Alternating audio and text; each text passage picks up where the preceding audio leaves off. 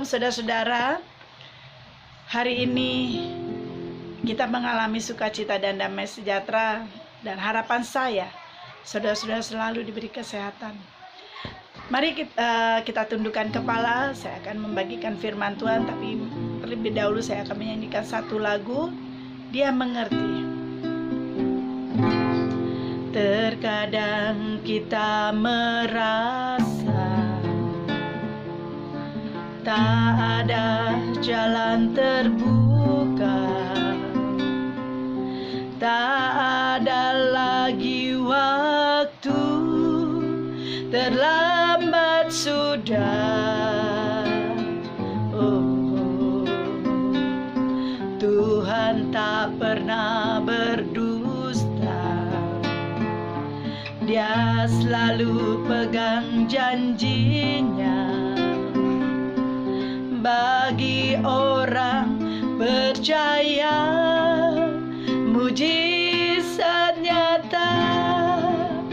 Oh, Dia mengerti, Dia peduli persoalan yang sedang terjadi.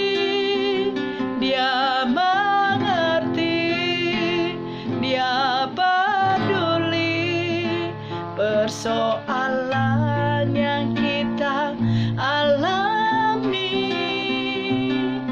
Namun satu yang Dia minta, agar kita percaya sampai mujizat menjadi nyata.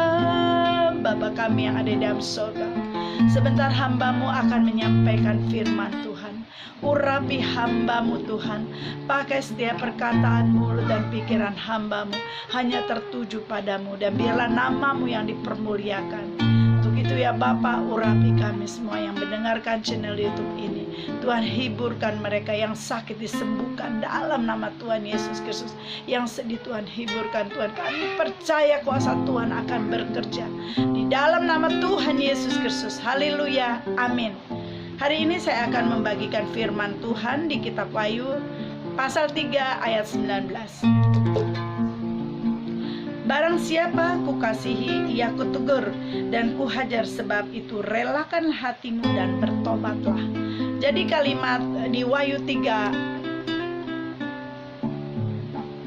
pasal 3 ayat 19 ini mengatakan bahwa Tuhan kalau menegur seseorang itu bisa dengan caranya, bisa dengan masalah, bisa dengan keuangan, bisa dengan penyakit. Bagaimana kita menyikapinya? Apakah kita masih mau dengar-dengaran akan Tuhan? Jadi Tuhan tahu karakter setiap manusia, setiap anak-anak, karena kita adalah ciptaannya. Jadi ada orang yang bebal, ada orang yang keras hati, dan ada orang yang menurut, satu kali ditegur dia berubah. Bapa kita dunia aja, saat Dia mendidik anaknya untuk menjadi yang baik, Dia pasti kalau pertama dikasih tahu tidak dengar, lalu naik kedua dengan pelan dan penuh, tapi tidak mau juga dengan kekerasan. Tetapi Allah Bapa kita tidak dengan kekerasan secara fisik, tetapi Tuhan menyentuh dari secara materi, keuangan, problem keluarga, rumah tangga, apapun, sampai yang terakhir adalah penyakit. Nah, kalau sudah ditegur dengan penyakit, ini berarti warning dari Tuhan untuk kita cepat-cepat berbalik pada Tuhan. Saya pun pernah mengalami, saya ditegur Tuhan satu kali, abaikan. Dua kali, waktu saya belum hidup dalam Tuhan, waktu saya belum jadi hamba Tuhan. Itu bagaimana sifat saya, keras hati dan sombong. Sampai akhirnya Tuhan tegur saya dengan penyakit, dan saya sudah tidak main-main lagi.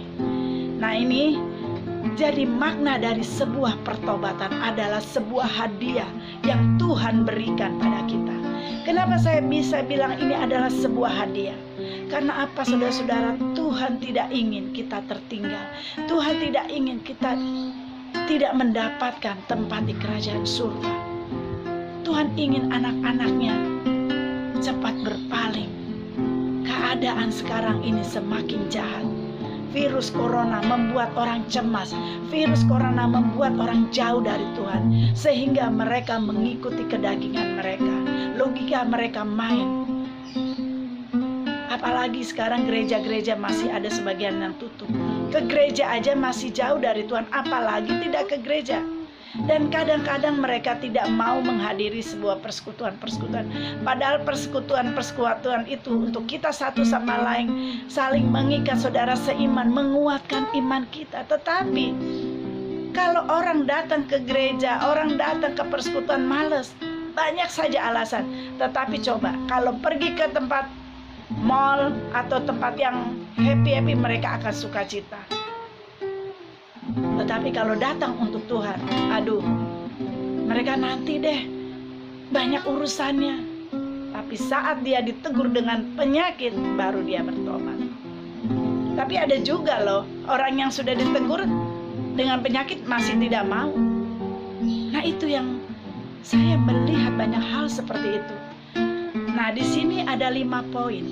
Kenapa saya bisa mengatakan bahwa pertobatan adalah hal yang hadiah yang Tuhan berikan buat kita. Saya akan kupas satu demi satu. Ada 5 poin yang saya akan bagikan. Yaitu yang pertama adalah pertobatan memungkinkan Tuhan memulihkan, mengampuni dan menyucikan kita menjadi segambaran oleh Tuhan. Kita bisa buka di 1 Yohanes 1 ayat 9.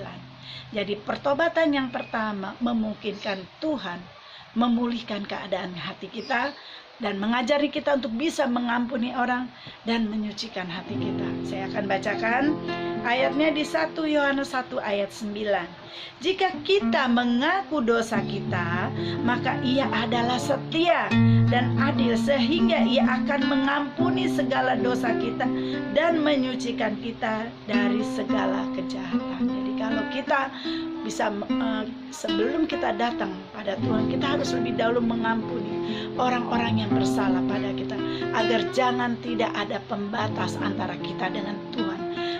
Tuhan saja tidak melihat dosa kita. Tuhan Maha Pengasih dan Maha Pengampun. Jadi kita pun harus sama seperti Tuhan. Ajarannya kita harus ikuti, kita harus bisa mengampuni orang yang menyakiti hati kita. Jadi poin yang pertama adalah pertobatan. Tuhan mau kita dipulihkan, Tuhan mau kita disucikan hatinya, dan Tuhan mau kita bisa mengampuni orang lain. Itu yang pertama ya. Yang kedua adalah kita bisa buka di Yakobus 4 ayat 6. Pertobatan membawa kita untuk menjadi rendah hati. Poin yang kedua adalah pertobatan membawa kita untuk menjadi rendah hati. Saya akan bacakan di ayatnya Yakobus 4 ayat 6. Tetapi kasih karunia yang dianugerahkannya kepada kita lebih besar daripada itu. Karena itu Ia katakan, Allah menentang orang yang congkak, tetapi mengasihi orang yang rendah hati. Nah ini, sifat sombong itu adalah dosa yang utama. Lucifer jatuh ke dalam dunia karena kesombongannya. Tuhan sangat benci dengan orang yang sombong. Dan doa-doa orang-orang yang sombong tidak pernah akan didengar. Kenapa saya bilang Tuhan mau kita mempunyai hati seperti Tuhan Yesus, mempunyai kerendahan hati. Bagaimana Tuhan pun mengajari kita untuk rendah hati, tidak sombong, tidak tinggi hati. Orang kalau sombong itu orang yang beban. Kadangkala tidak mau dikasih tahu, kadangkala tidak mau dinasihat, merasa diri dia benar. Ada sombong rohani, ada sombong dunia. Nah itu bahayanya. Jadi firman Tuhan sendiri katakan, Tuhan membenci orang-orang yang congkak, tetapi Tuhan mengasihi orang yang rendah hati. Jadi poin yang kedua adalah pertobatan membantu kita untuk menjadi rendah hati.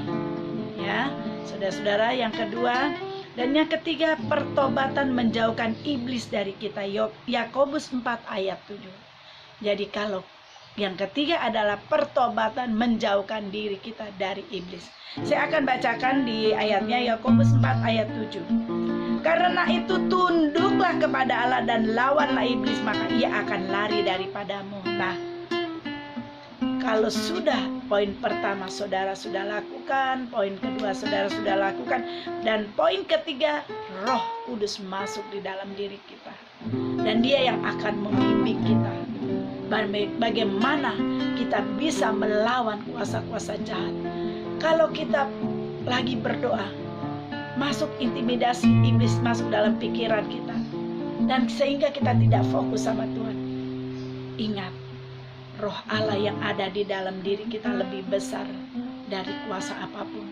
Kita punya kuasa dari perkataan. Orang yang diberkati Tuhan, orang yang dikasih Tuhan punya kuasa untuk mengusir kuasa-kuasa iblis di dalam pikiranmu, sehingga dia tidak akan lagi mengganggumu saat engkau datang menyembah Tuhan. Nah, itu poin yang ketiga.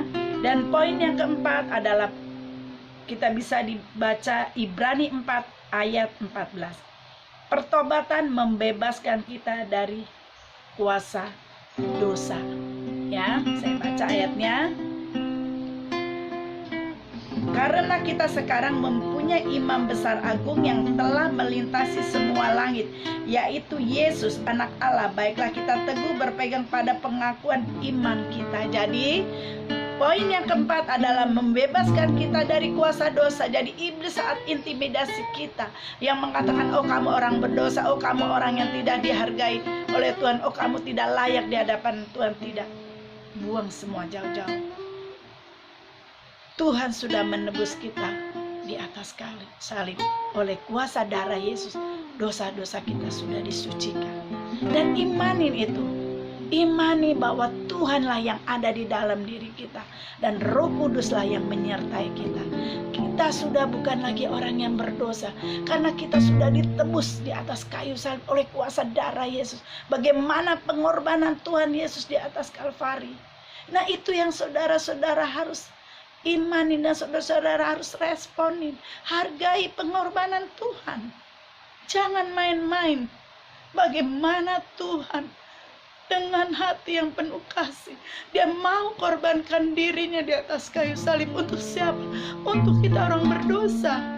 Lalu sekarang kita dengan enaknya melakukan dosa berkali-kali.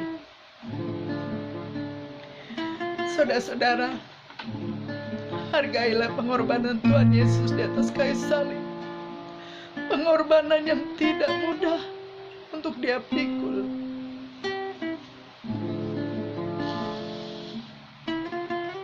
Bagaimana Tuhan mengasihi kita, dia tidak ingin kita jatuh dalam dosa. Itu poin yang keempat, yaitu pertobatan membebaskan kita dari kuasa dosa. Jadi kalau iblis mengintimidasi saudara-saudara dengan mengatakan bahwa saudara adalah orang yang berdosa, buang jauh-jauh pikiran itu. Asal saudara-saudara sungguh-sungguh bertobat, tidak ada lagi dosa di dalam kehidupanmu. Dan yang terakhir adalah poin yang kelima, pertobatan membawa kita kepada kepenuhan hidup bersama Tuhan. Kita bisa buka di Wahyu 3 ayat 20. Pertobatan membawa kita kepada kepenuhan hidup bersama Tuhan Yesus. Nah, ini adalah poin yang terakhir. Lihat, aku berdiri di muka pintu dan mengetuk. Jikalau ada orang yang mendengar suaraku dan membukakan pintu aku akan masuk mendapatkannya, dan aku akan makan bersama-sama dengan dia dan ia bersama-sama dengan aku. Nah, Tuhan sendiri katakan, saat Tuhan ada di pintu hatimu, dia mengetuk hatimu dengan caranya. Lekas buka. Biarkan Tuhan yang masuk, biarkan Tuhan yang tinggal di hatimu. Dan kalau Tuhan sudah tinggal di dalam hidupmu, percaya, kehidupanmu akan dipimpin oleh Tuhan. Engkau akan mengalami damai sejahtera, sukacita. Tidak ada maut lagi yang mengambilmu, tidak ada maut lagi yang akan merengutmu dari tangan Tuhan. Jadi Tuhan bilang, saat aku mengetuk engkau, yaitu mengetuk pintu hati kita, engkau harus buka hati dan izinkan Tuhan masuk, dan izinkan Tuhan tinggal di dalam kehidupanmu.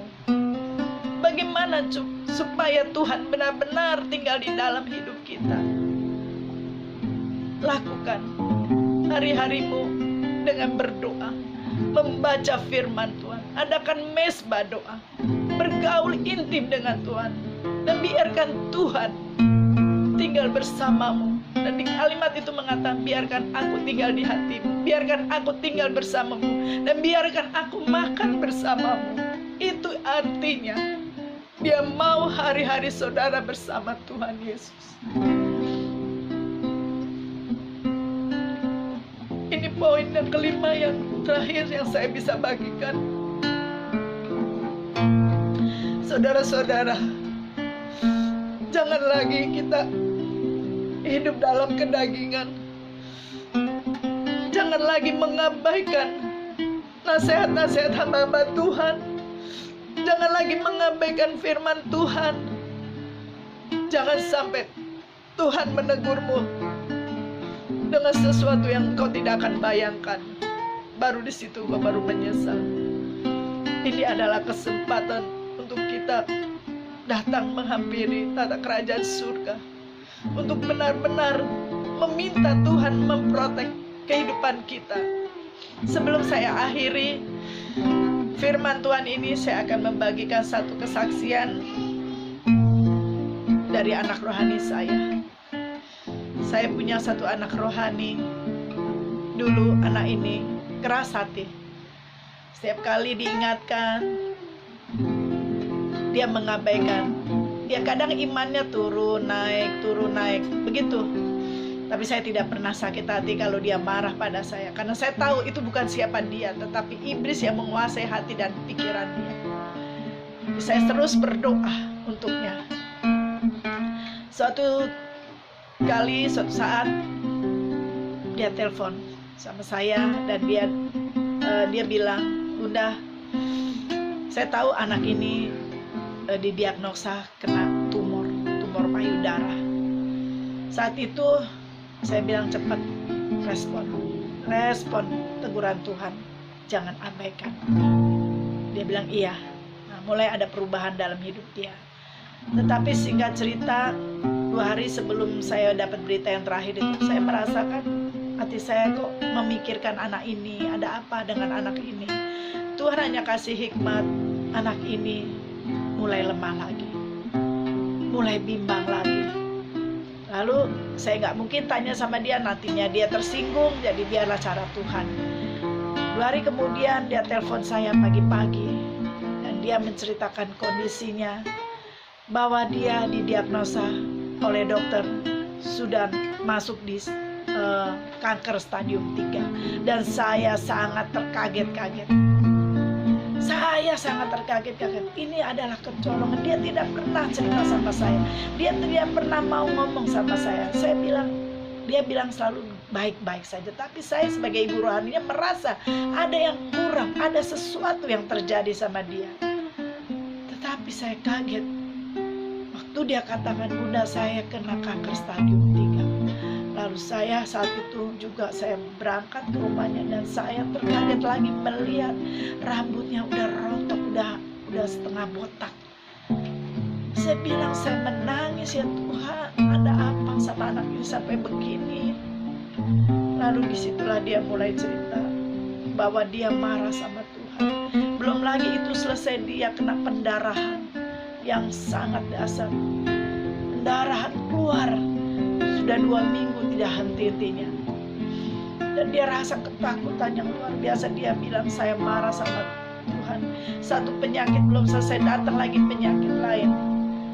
Jadi dia buka celah dengan kekecewaan. Dia buka celah dengan tidak fokus sama Tuhan. Lalu saya bilang, Tuhan mengasihimu. Ada maksud Tuhan dari ini semua, percaya. Sehingga cerita, dia dibawa ke rumah sakit. Dan dari situlah mulai terjadi proses demi proses. Dan semalam dia kembali kecewa sama Tuhan, karena hasil dari pemeriksaan itu belum ada titik temunya apa sebenarnya penyakit dia selain kanker payudara di rahimnya. Dia bilang, saya marah dengan Tuhan, saya tidak mau sembahyang satu hari ini. Saya pokoknya apapun yang saya kasih nasihat, tidak ada yang masuk satupun, mental. Lalu saya akhiri pembicaraan saya karena saya paling tidak bisa menerima hal yang negatif. Saya tidak mau dia menghujat Tuhan terus menerus. Itu tidak baik. Lalu saya akhiri. Setelah saya menerima telepon dari dia, saya berdoa, Tuhan jamah anak ini. Tuhan, hanya satu hal yang Tuhan katakan pada saya, dari penyakit ini aku akan pakai dia untuk dia menyadari, untuk dia tahu bahwa aku mengasihi dia. Dan dari ini semua akan ada pertobatan untuk dia bersaksi kepada semua orang di sekitar dia, baik saudara-saudaranya, baik saudara seiman. Jadi dia dipakai Tuhan. Inilah contoh orang yang keras hati, orang yang bebal, tidak mau dengar. Jadi tubuh dialah dipakai untuk orang-orang menyadari. Tapi saya kan gak mungkin kalau saya harus ngomong seperti itu. Pagi-pagi dia telepon saya, Bunda, semalaman saya merenungkan apa yang saya ucapkan ke Bunda, saya tahu saya salah. Lalu dia cerita, saya belajar bersyukur dengan apa yang saya derita. Transfusi darah semuanya dipermudahkan. Dia dapat transfusi darah dari orang-orang di sekitarnya, dari teman-teman, dari sahabat. Itu cara Tuhan penyertaannya. Dengan mudah dia dapat. Dan diagnosa yang terakhir bahwa di rahimnya tidak ada mengalami apa-apa, hanya trombosit dan darah rendah. Karena dia habis kemo, trombosit dia rendah, darah rendah, itulah menyebabkan pendarahan. Jadi dia sedikit lega, tidak ada apa-apa di rahimnya. Itu laporan dia ke saya.